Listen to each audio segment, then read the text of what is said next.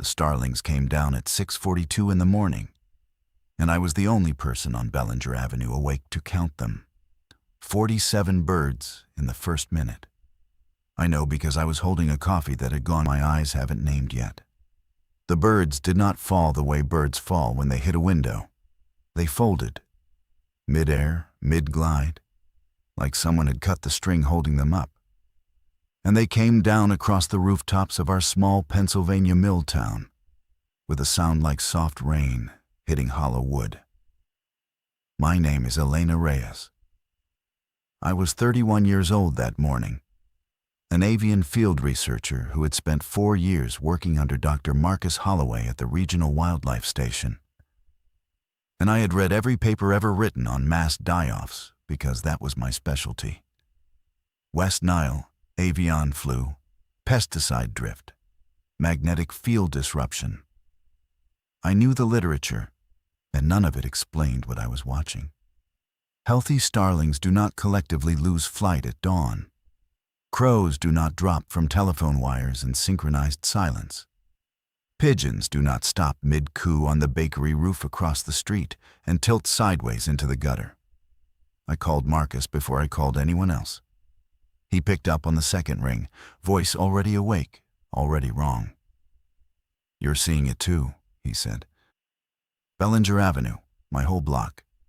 Marcus, the count is going to be in the thousands by sunrise. Don't go outside without a mask, Elena. Don't touch them. Don't let your neighbors touch them either." There was something in his voice I had only heard once before, the week his wife died. A thinness like paper held over a candle. I asked him what he knew. He told me he didn't know anything yet, but he was driving in from Harrisburg, and he would be at the station by 9, and I should meet him there, and I should bring my field kit and any water I could carry. He hung up before I could ask why water. Across the street, Mr. Kowalski stepped onto his porch in his bathrobe and stared at the bakery roof. He was 73, a widower, a man who had taught me to play chess on Sunday afternoons when I was 9, and still does. Every Sunday, the same opening, the same losing endgame. He looked at me across the avenue and lifted both hands, palm up, in the universal gesture of what is happening. I shook my head. I had nothing for him. Behind him, his granddaughter, Priya, appeared in the doorway, 12 years old, hair still flattened from sleep, holding a phone. She was visiting for the summer. She'd been visiting for the summer every year since her mother, Mr. Kowalski's daughter, had taken a job in Singapore that was supposed to last 6 months, and had now lasted 4 years.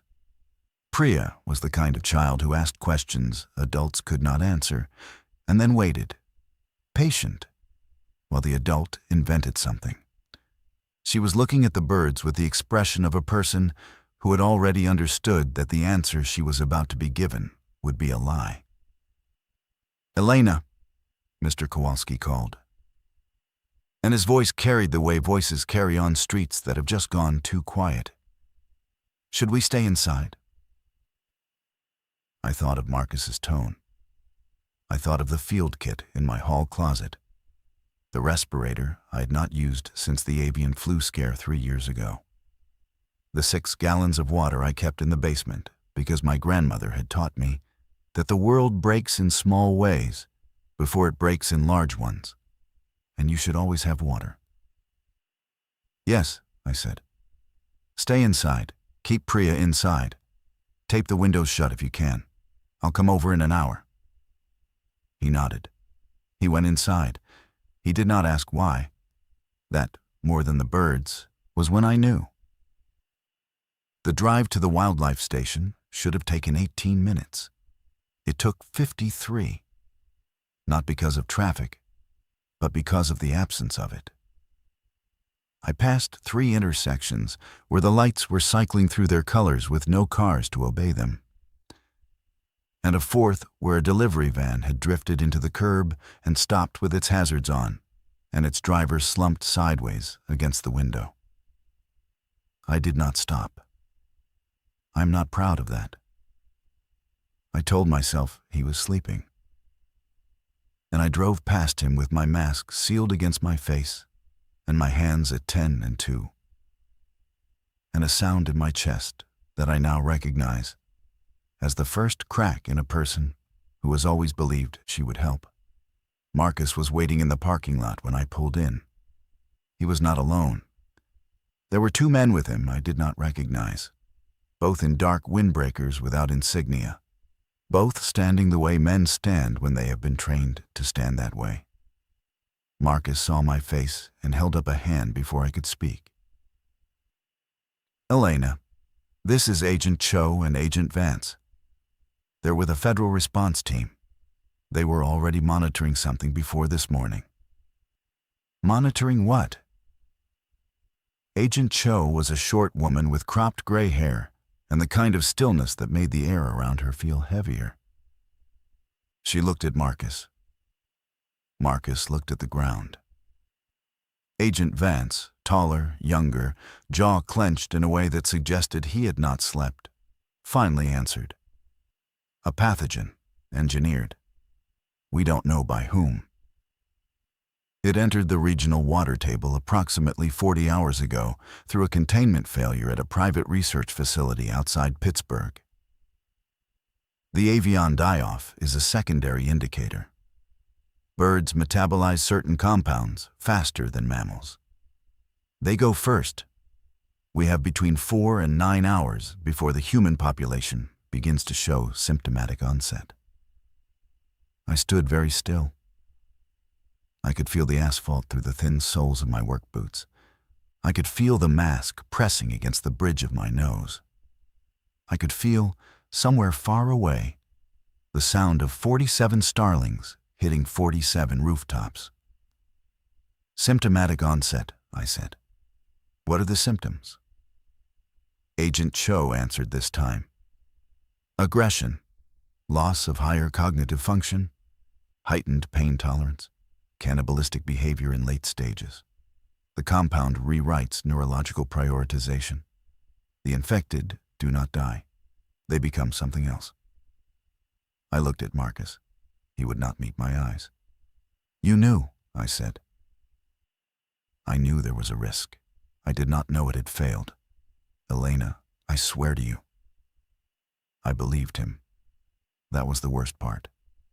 I believed him, and I understood in the same breath that belief was going to be a currency I could no longer afford to spend freely. "My neighbors," I said. "There's a man and a child on my block. The water—" "Bottled only," Cho said. "Boiling does not denature it. The compound is heat stable up to 140 Celsius.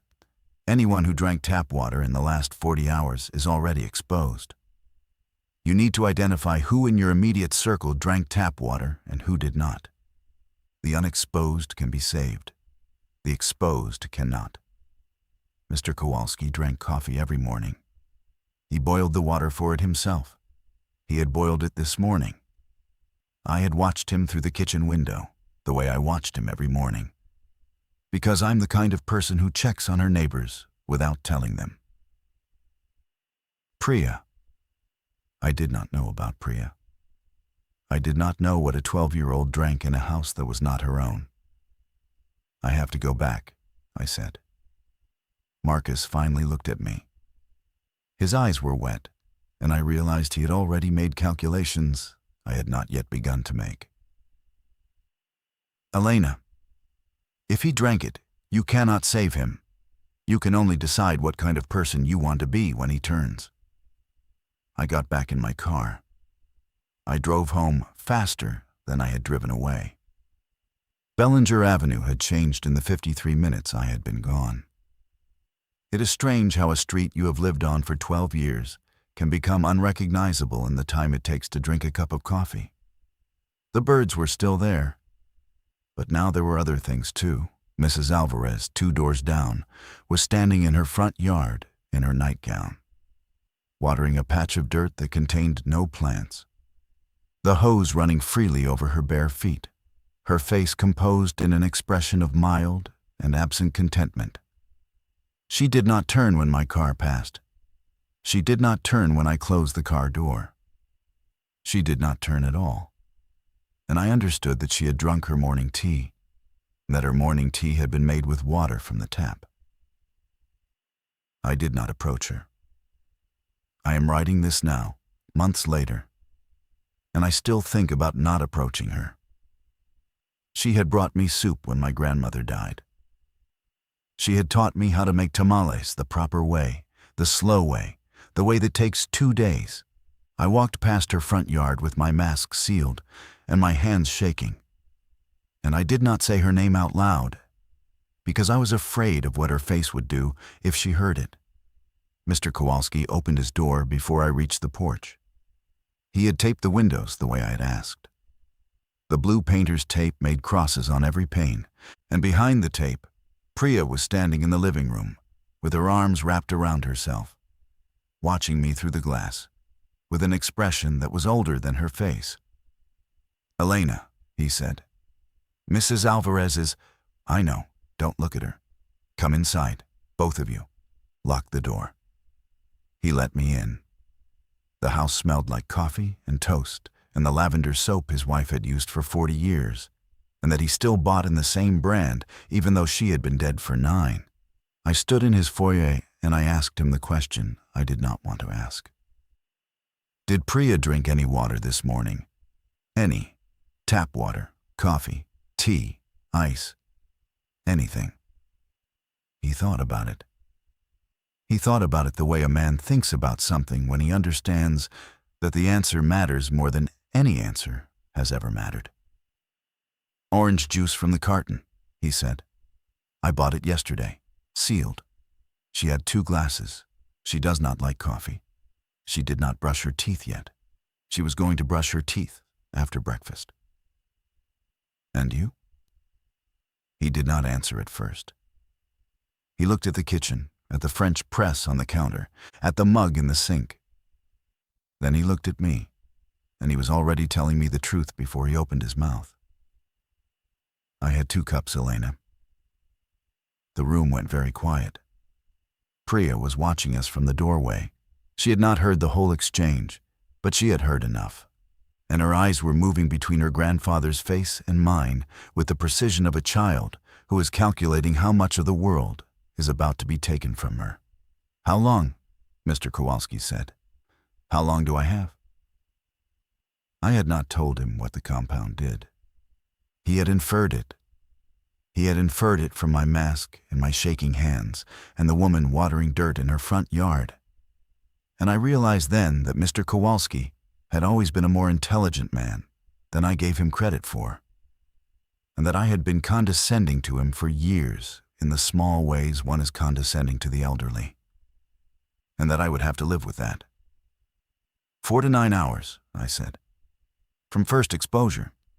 You drank it when?" 6:15. It was now 9:40. 3 to 8 more hours. He nodded. He looked at Priya. He smiled at her, and the smile was the most terrible thing I have ever seen. We made a plan in the kitchen, while Priya sat in the living room and pretended not to listen. She was listening. I knew she was listening. Mr. Kowalski knew she was listening. Neither of us said anything about it because there are moments when pretending is the only kindness left. The plan was simple, and it was not a plan a sane person would have made on a sane morning. Mr. Kowalski would write down everything Priya needed to know: the bank account information, the number of her mother in Singapore, the location of the deed to the house, the name of the lawyer in Scranton who had handled his wife's estate. He would write it all in the leather notebook he kept by the phone, the one with his wife's initials embossed on the cover. And he would put it in Priya's backpack, along with the bottled water from his pantry and the cash he kept in the freezer behind the bag of peas. Then he would go upstairs. That was the part of the plan we did not say out loud. He would go upstairs, and he would lock the bedroom door from the inside, and he would not come out, no matter what he heard, no matter what Priya called through the door.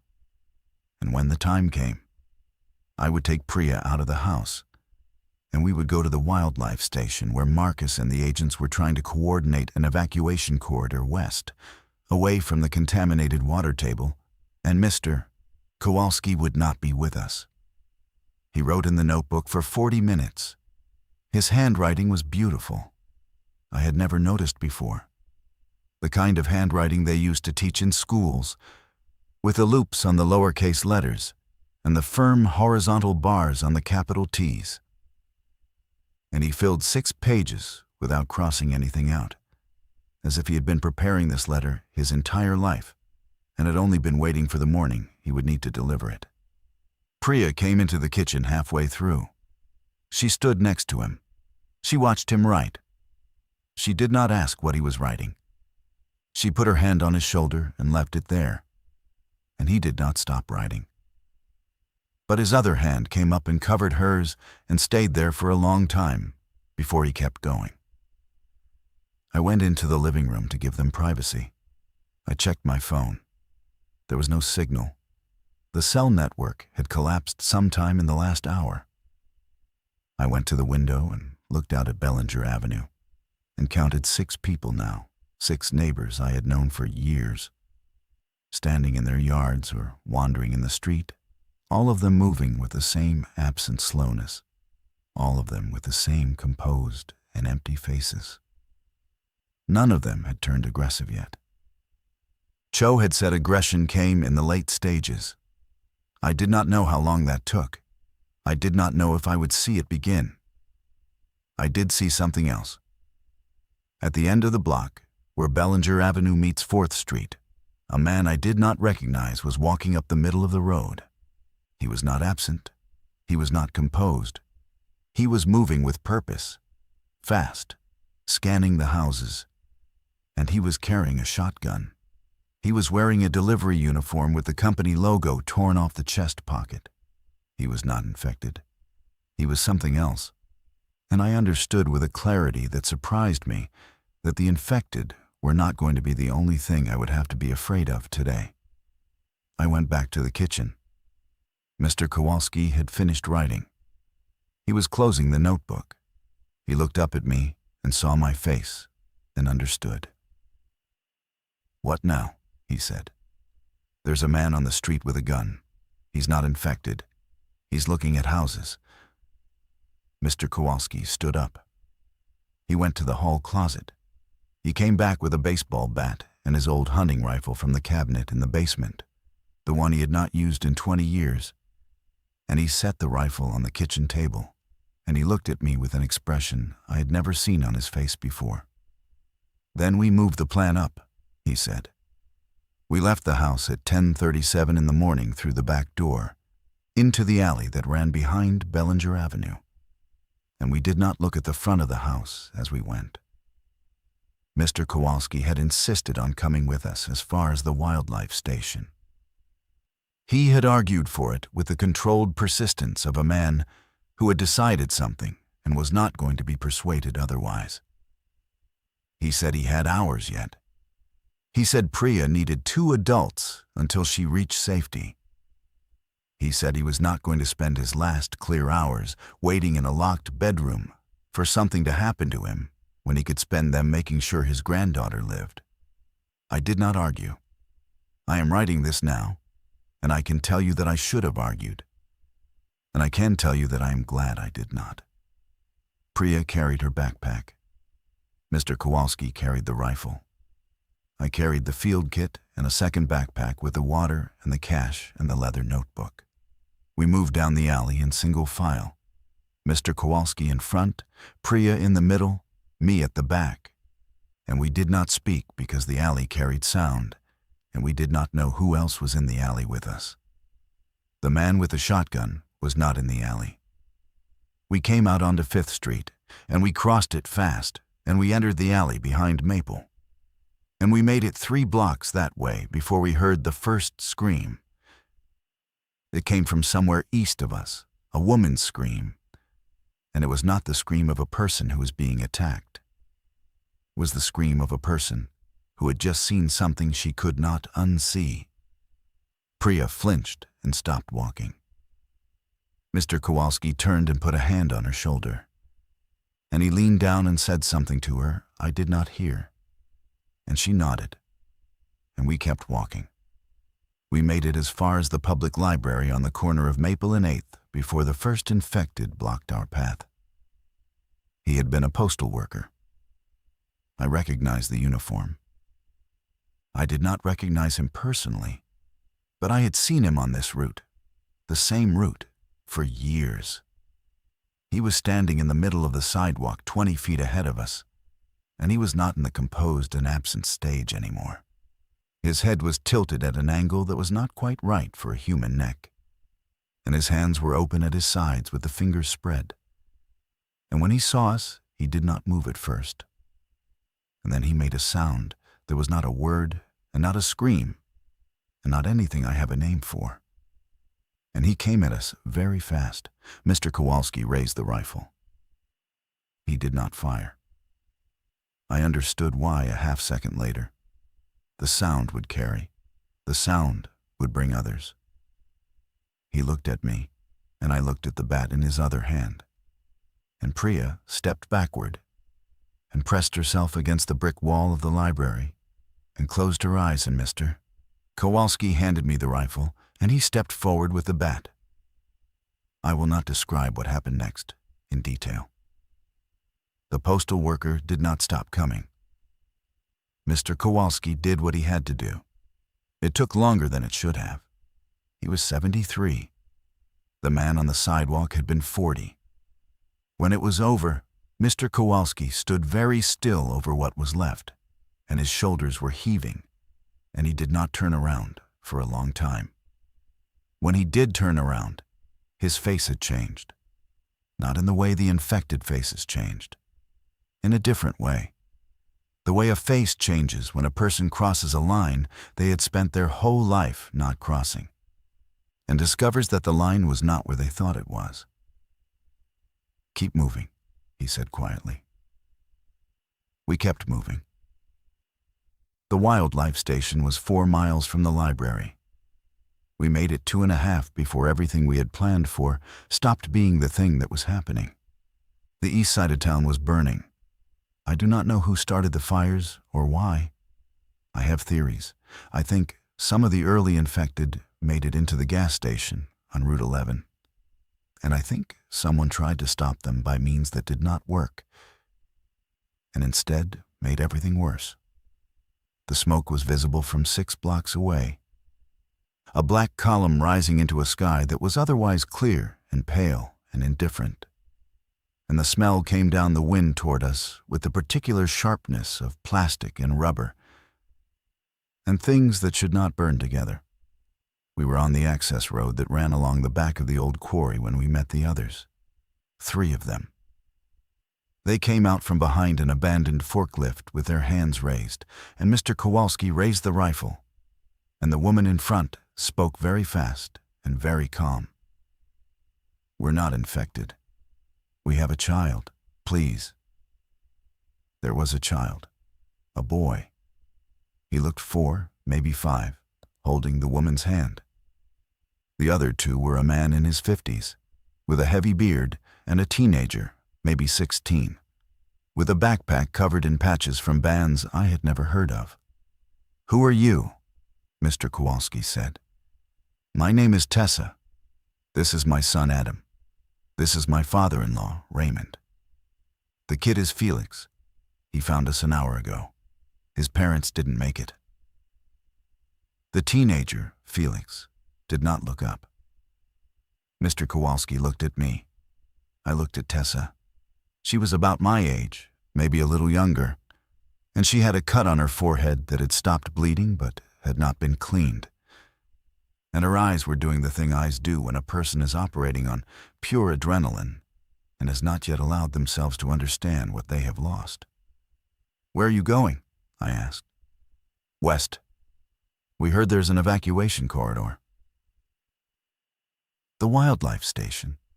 That's where the coordination is happening. 2 miles. She nodded. She did not ask if she could come with us. She did not need to. We were going the same direction, and there were 5 of us now. and that was simply how it was going to be. We moved together. We moved slower than I would have moved alone, because Adam was 4 and his legs were short and he could not run for long. And Mr. Kowalski was tiring faster than he was admitting. And Raymond had a limp he had not mentioned. Felix did not speak the entire walk. He moved like a person who had stopped being inside his own body an hour ago and had not yet figured out how to return. We saw 3 more infected from a distance. We avoided them. We saw the man with the shotgun once, on a parallel street, and we ducked behind a parked car and waited until he passed. He was not alone anymore. There were 2 others with him. They were going house to house, and they were not knocking. We reached the wildlife station at 1:15 in the afternoon. The parking lot was full of cars and people, and the kind of organized panic that happens when trained people are trying to impose order on a situation that does not have any. There were federal vehicles. There were tents. There was a checkpoint at the entrance where 2 agents were doing some kind of rapid test on every person who entered, swabbing the inside of the cheek and waiting 40 seconds, and then either waving them through or pulling them aside. Mr. Kowalski stopped at the edge of the parking lot. He turned to me. He took the rifle from my hands and he put it on the ground. "Elena," he said, "I am not going through that checkpoint." I had known he was going to say it. I had known it the entire walk. I had been preparing the words to argue, and the words had all dissolved the moment he spoke, because he was right. And we both knew he was right. And the only thing left to do was the thing he had decided to do. Mr. Kowalski sat down on a low concrete barrier at the edge of the lot. He looked tired. He looked smaller than he had looked that morning.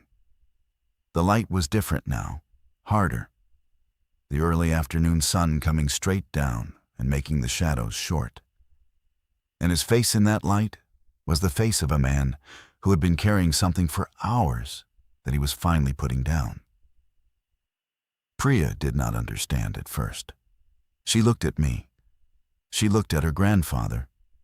She looked at the checkpoint where Tessa was already getting Adam swabbed, and Raymond was waiting his turn, and Felix was standing apart from them with his hands deep in his pockets and his eyes on the ground. "Dziadek," Priya said. Grandfather, the Polish word. She had not called him that since she was 8. "Priya, come here, Kochanie." She went to him. He pulled her down onto the concrete barrier next to him, and he put his arm around her. And he spoke to her quietly in Polish for a long time. I do not speak Polish. I did not need to. The cadence of what he was saying was the cadence of every grandparent who has ever tried to give a child a lifetime of guidance in the space of a few minutes. And Priya was listening with her whole body. And at one point, she shook her head violently. And at another point, she put both her hands over her face. And at the end, she nodded once, very small, and she let him kiss the top of her head. Then he looked at me. "Elena, take her. Get her to her mother. The number is in the notebook." "I will." "Promise me." "I promise." He looked at me for a long moment. Then he said something I will carry until the day I die. "You were the best neighbor I have ever had. Tell your grandmother that when you see her." He stood up. He picked up the rifle. He did not look at Priya again, because he could not. Because he knew if he looked at her again, he would not be able to do what he had decided to do. He turned and he walked back the way we had come, into the woods that bordered the access road. And he did not look back. And Priya watched him go, and she did not cry, and she did not call after him. And that was the worst part, because she understood. And a child should not have to understand the things she understood that afternoon. I put my hand on her shoulder. She did not turn. She watched the place in the trees where her grandfather had disappeared. And she stood there for a long time, and I did not rush her. The world was ending behind us. The world was waiting in front of us. And Priya needed exactly as long as Priya needed. And I would give it to her. When she finally turned around, her face was set in a way that made her look 10 years older. "Okay," she said. "We can go." We walked to the checkpoint together. The agent who swabbed us was a young man with a kind face and dark circles under his eyes. And he looked at Priya with the expression of a person who had been looking at children all day and had not yet learned how to make his face stop hurting. He swabbed her first. He swabbed me. We waited the 40 seconds. The little device he was holding beeped twice. Green, green. "You're clear," he said. "Go to the orange tent. They'll assign you to a transport." I asked him about the corridor. He told me what he knew, which was not much. The corridor was real. It led west, through 3 checkpoints, to a containment line that was being established along the Ohio border. The transports were leaving every 2 hours. The next one was at 4. We had 2 hours. The orange tent was full of people who had been crying and had stopped, or had not started yet, and were holding it in their jaws. There were maybe 60 of us inside. A woman with a clipboard was taking names. A volunteer was handing out water and protein bars. Tessa saw us come in and waved us over to a corner where she had claimed a patch of floor for her group. "Where is he?" she said. She met Mr. Kowalski. He didn't come.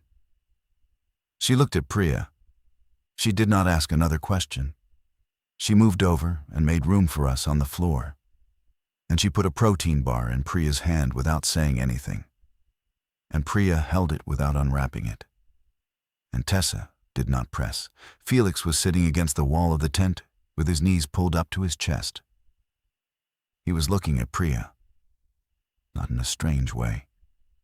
In the way one survivor looks at another survivor when they recognize the particular shape of a loss they have just experienced themselves. After a few minutes, he scooted closer to her. Not all the way, just enough to be near. And he took a granola bar out of his backpack and put it on the floor between them. And he did not say anything. And after a while, Priya picked it up and unwrapped it and ate half of it and offered him the other half. And he took it, and they ate their granola bar in silence. And that was the first conversation either of them had with another human being in 2 hours. I went to find Marcus. He was in the main station building, in the conference room that had been converted into a command center. And he was leaning over a map with Agent Cho and 3 people in military uniforms I did not recognize. He saw me through the open door and held up a finger and finished what he was saying. And then he came out into the hallway with me, and he closed the door behind him. "You made it." I made it. The man on my block, the elderly man. The one who taught you chess. I remember. Did he? He drank tap. He walked us here. He went into the woods. Marcus closed his eyes. He breathed out slowly. He had known Mr. Kowalski. They had met twice, at my grandmother's funeral and at a barbecue I had hosted 3 summers ago. "Elena, I need to tell you something, and I need you to hear it without reacting until I have finished. Okay? The corridor west is going to close. Tonight. Maybe tomorrow morning. The containment line is not going to hold. There has been. There are infected ahead of the line. The compound moved through the water table faster than we modeled. There are towns in Ohio reporting cases. The evacuation is going to be redirected south to a naval facility in Norfolk. But the redirect has not been authorized yet. And when it is, there will be a window of about 6 hours before the roads collapse with traffic. You need to be on a transport in the next 3 hours, or you need to be in a vehicle of your own going south on your own initiative before nightfall. I stared at him. My car is at the wildlife station parking lot. I know. I had it moved to the secure lot. The keys are with Cho. Take it. Take the girl. Take whoever else you can fit. Go south. Do not stop in any town with a population over 5,000. Do not drink any water you did not see come out of a sealed bottle. Do not pick up strangers on the road unless you are certain. Elena. What? I am not going with you. I had known he was going to say that too. Marcus had drunk the water. He told me in the hallway, very quietly, the way a man tells you a thing he has already accepted and does not want you to argue with. He had been at the station since 5 that morning. He had made coffee in the break room before the agents arrived. He had made it the same way he had made coffee in that break room for 9 years, with the tap and the old percolator and the slightly burnt smell that everyone complained about and no one ever fixed. He had 2 cups. He had known for an hour.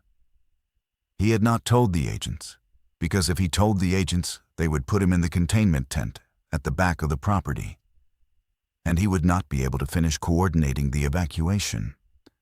And if he did not finish coordinating the evacuation, more people would die. So he had decided to keep working until he could not work anymore. And then he had decided to walk out into the woods the way Mr. Kowalski had walked out into the woods. And he was telling me now, because he wanted me to know. And because he wanted me to have his car keys and his cabin keys and the address of his sister in Asheville, North Carolina, who would take Priya in if we made it that far, and her mother in Singapore could not be reached. I did not argue. I did not cry. I would do both of those things later, in a motel parking lot in West Virginia, alone in a bathroom with the water running, so Priya would not hear. But I did not do them in the hallway of the wildlife station because Marcus did not have time for me to do them, and because the thing he was asking of me was the thing I was going to give him, whether or not I broke in the giving of it. He hugged me. He had never hugged me before. We were colleagues. We were friends, after a fashion. But we were not the kind of friends who hugged. He hugged me hard, and he held on for a long time. And then he let go, and he stepped back, and he handed me a manila envelope. His sister's address, my cabin keys, some cash, the keys to my Subaru. It has a full tank.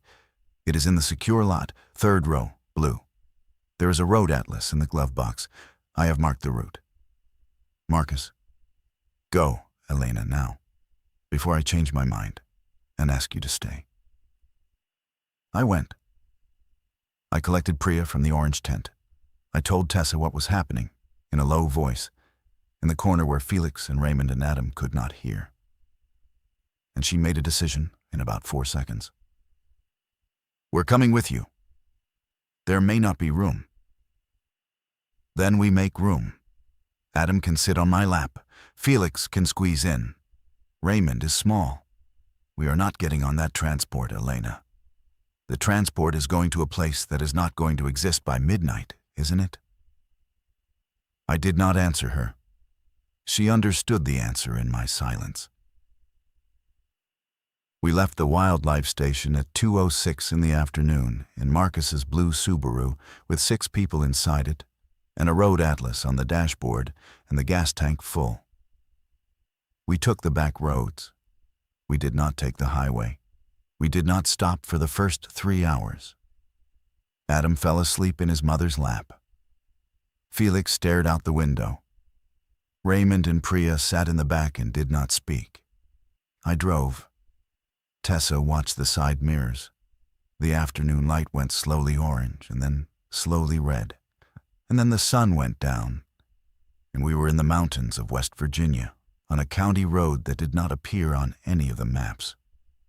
And we had not seen another moving vehicle in over an hour. We stopped in a town called Beverly because we needed gas, and because Adam needed to use a bathroom, and because the gauge had dropped to a quarter tank, and I was not going to push my luck on a county road at night. The gas station was open. The lights were on. There was a young woman behind the counter who looked at us with the careful, evaluating look of a person who had been making fast judgments about strangers for several hours. "Cash only," she said. "Card system's down." "That's fine." I paid her in cash from Marcus's envelope. She watched Priya and Felix go to the bathroom together. She watched Tessa fill bottles from the case of sealed water she had bought. She watched Raymond limp toward the snack aisle and back. "You're going south," she said. It was not a question. Yes. Stay off Route 33 after Elkins. There's something happening on Route 33. What kind of something? The kind I don't have words for. A man came through here an hour ago. He said he came from Elkins. He said don't go through Elkins. I let him buy gas. I didn't ask him more than that. I nodded. I thanked her. I asked her if she was going to leave. My mother won't leave. She is upstairs. She drank from the well this morning. The well is fine, she says. The well has always been fine. I do not know if the well is fine. I'm going to stay until I know. I understood. I did not say anything that would make her feel worse than she already felt. I bought 4 more cases of water and a box of granola bars and a flashlight and 3 pairs of work gloves and a roll of duct tape. And I paid her in cash, and I told her my name was Elena, and she told me her name was Hannah. And we looked at each other for a moment, across the counter, in a way that I think both of us understood was probably the only time we would ever look at each other. And then I left. We avoided Route 33. We took the long way around Elkins on a series of logging roads that Marcus had marked on the atlas, and we lost an hour. And we came out south of the town on a stretch of 2-lane that wound through a valley with no lights anywhere in it. And we kept driving. It was Felix who finally spoke. He had not said a word since I had met him. "My mom drank a smoothie," he said. The car went quiet. "She made it with ice. The ice was from the freezer. The freezer ice was from the tap. She didn't know." Nobody said anything. She turned in front of me. My dad locked her in the bathroom. Then my dad started feeling weird, and he told me to run, and I ran. I don't know if my dad turned. I don't know if he locked himself in too. I just ran. His voice broke. Priya, in the back seat, reached over and took his hand. She did not say anything. She just took his hand, and she held it. And Felix cried very quietly for a long time. And the car kept moving south, and the road kept going. And outside the window, the dark hills of West Virginia rolled past us without any lights at all. I gripped the steering wheel, and I watched the road. And I did not think about Mr. Kowalski walking into the trees, and I did not think about Marcus standing in the hallway of the wildlife station, and I did not think about Mrs. Alvarez watering an empty patch of dirt with her bare feet in the hose water. I thought about the road. I thought about the next mile. I thought about keeping the car between the lines.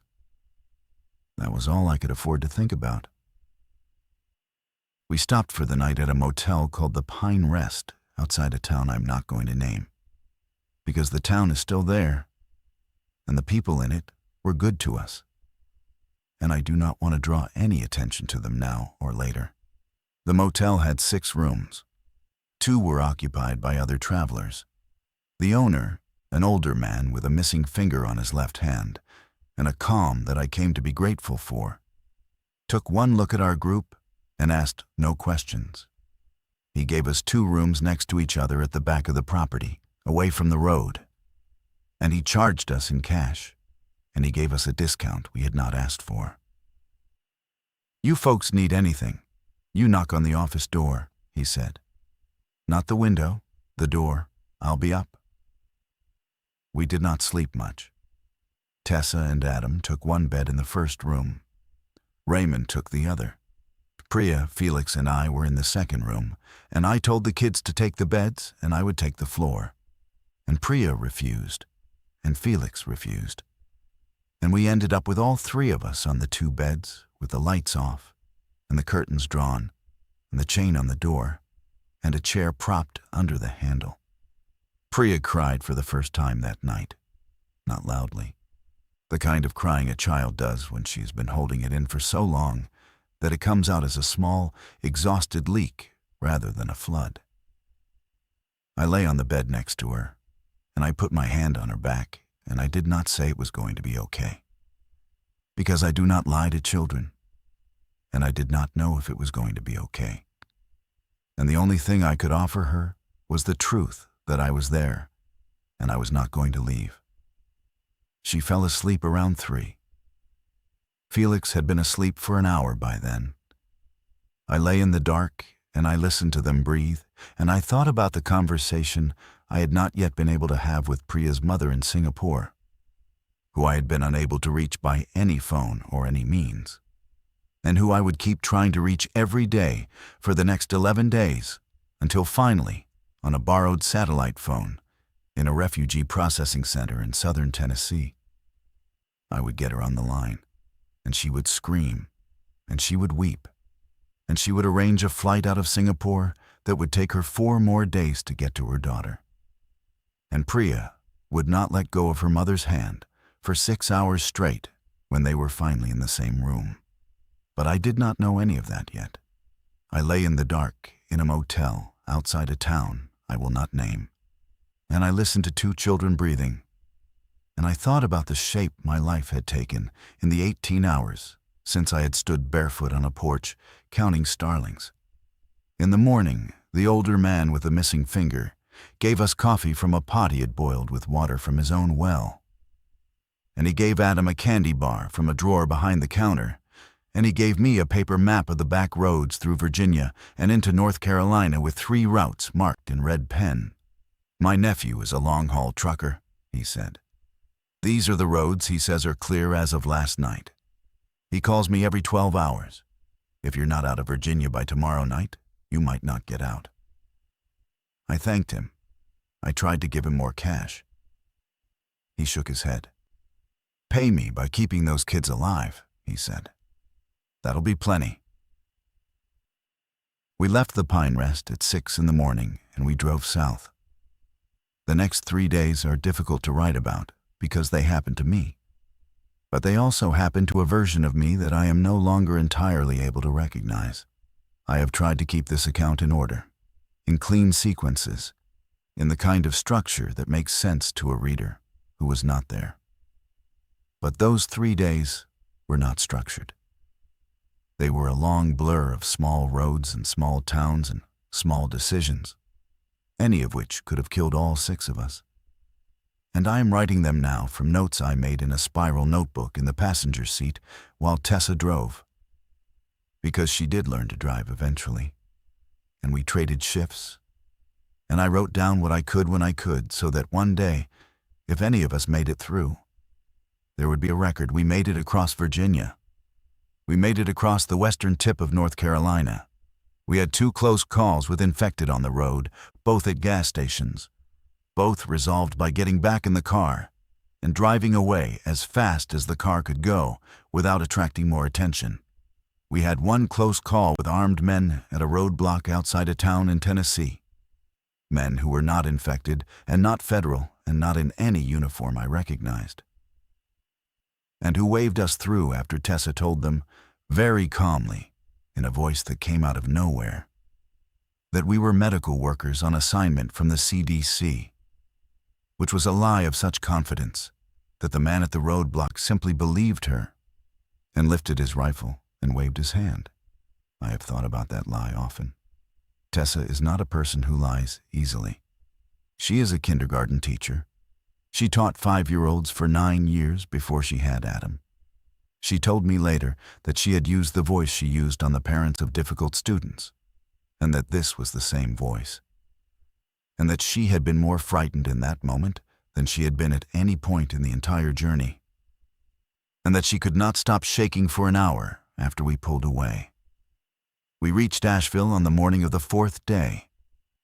Marcus's sister, whose name was Karen and who I had never met, opened the door of her small house on a quiet street in West Asheville and looked at the six of us standing on her porch and said, "Oh, thank God," before I'd even introduced myself.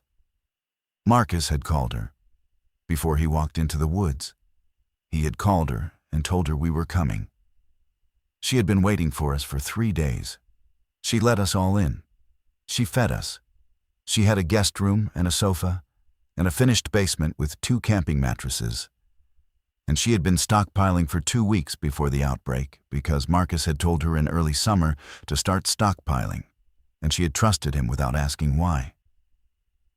And she had a basement full of food and water and a generator and a well that had been tested clean. Asheville was not safe. Not really. There was no place in the eastern United States that was really safe in those first weeks. But Asheville was safer than where we had been, and Karen was kind, and the children slept that night in beds with sheets and pillows, and Tessa cried in the kitchen after everyone else went to bed. And I sat with her at the table, and I did not say anything because Tessa did not need anything said.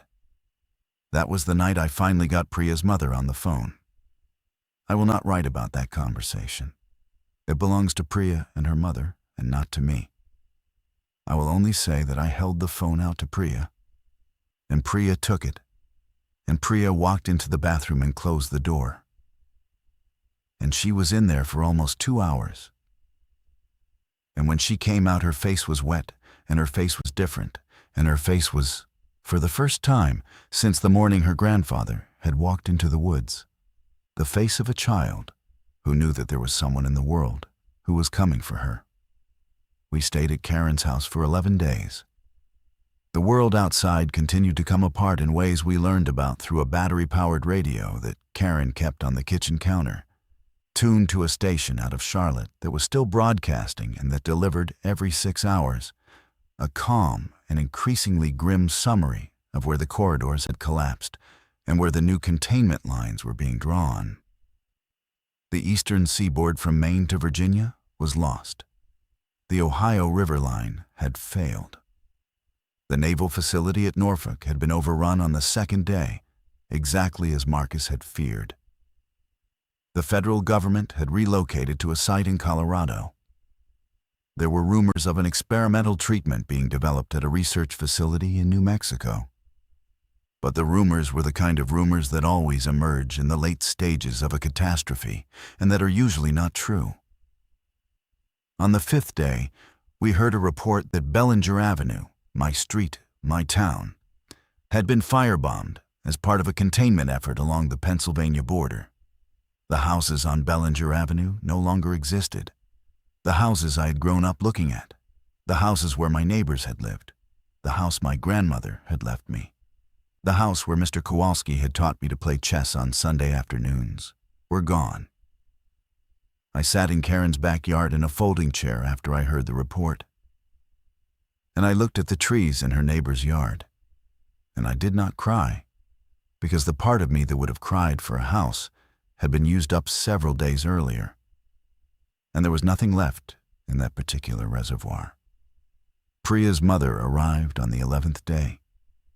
She had flown from Singapore to Mexico City to Houston on a series of flights that were operating intermittently, and that she had bribed and pleaded and wept her way onto. And she had then driven a rental car from Houston to Asheville in 26 hours straight. And when she finally walked through Karen's front door, she did not look like the polished international banker in the photograph's Mr. Kowalski had kept on his mantle. She looked like a woman who had not slept in 5 days, and who had aged 10 years in 5 days, and who had a single thought left in her head, and that thought was the name of her daughter. Priya came down the stairs. She saw her mother. She did not run. She walked, very slowly, the way a person walks when she is afraid that running will somehow make the thing in front of her not be real anymore. And her mother stood very still in the foyer and held out her arms. And when Priya finally reached her, Her mother sank down to her knees on Karen's carpet, and the two of them held each other on the floor without speaking. And the rest of us went into the kitchen and closed the door, because what was happening in the foyer was not ours to witness. That night, after Priya and her mother had gone upstairs together to the guest room where they would sleep, Priya came back down in her pajamas, and she came and found me on the back porch, where I was sitting in the dark with a cup of tea that had gone cold. And she sat down next to me on the steps. "Elena." "Hi, Koshinir." She looked at me. She had her grandfather's eyes. I do not know how I had never noticed before. "You promised him you would get me to her." "I did." "You did?" "Yes." She was quiet for a long time. Then she said, very small, "He knew you would." I did not trust myself to answer her. I put my arm around her shoulders, and she leaned her head against my shoulder, and we sat on the back porch of a house in Asheville in the dark. And we did not say anything else for a long time. And the night was very quiet, and the only sound was the crickets. And the crickets were the same as they had always been. And I understood, in a way I had not understood before, that some things had survived. And that was not nothing. I drove Priya and her mother to the airport in Charlotte on the morning of the 13th day. They had a flight to Singapore via Mexico City and Tokyo. And the flight was probably going to leave on time. And Priya's mother had a letter from her employer and a stack of cash and a determination in her face that suggested no airline employee was going to stop her from getting her daughter on that plane. Priya hugged me at the curb. She hugged me for a long time. She did not say goodbye. She said into my shoulder, "Come visit us. Please come visit us." I told her I would. I told her I would come as soon as it was possible to come. I have not yet been able to go. I write to her every week. She writes back. She is 16 now. She is taller than her mother. She is going to study ornithology, she tells me. And she is going to come back to America one day and work with the recovery teams that are trying to understand what happened to the birds. She tells me this every time she writes. I believe her. I have always believed her. I drove back to Asheville. I stayed with Karen for another 2 months. I helped her with the small daily work of a household that had absorbed too many people too quickly. And I helped her with the larger work of grieving her brother, who she had loved very much, and who had called her on the morning of the outbreak and told her things he had never been able to tell her in person. Karen and I are still in contact. She is a kind person. She is the kind of person who makes the world a little less terrible by being in it. And Marcus was lucky in his sister, and I was lucky in his sister. And I do not know what would have happened to us if we had not had her house to walk into on the morning of the 4th day. Tessa and Adam and Raymond moved on after 3 weeks.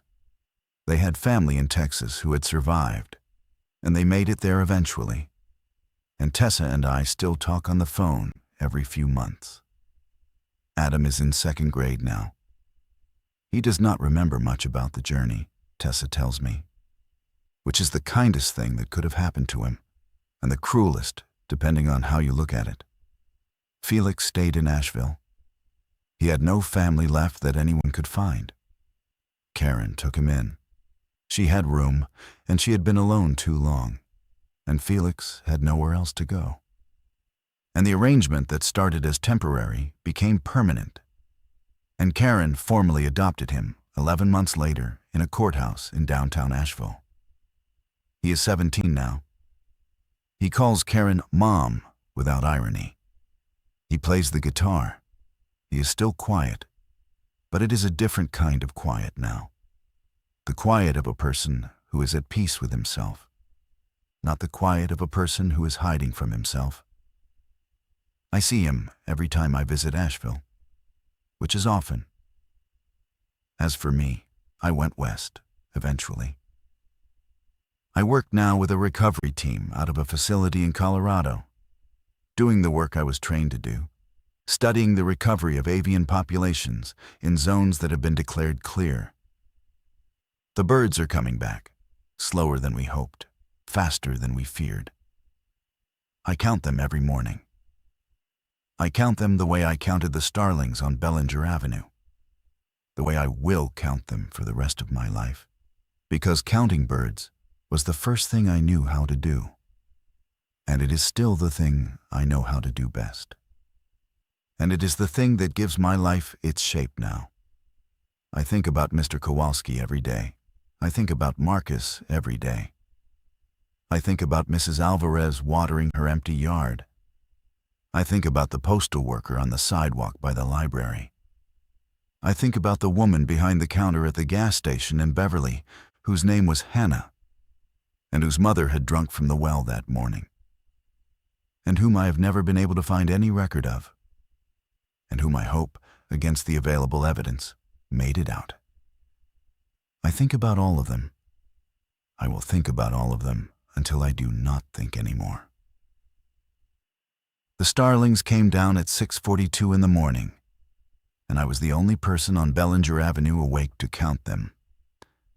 I have written that sentence many times in many notebooks over the past 4 years.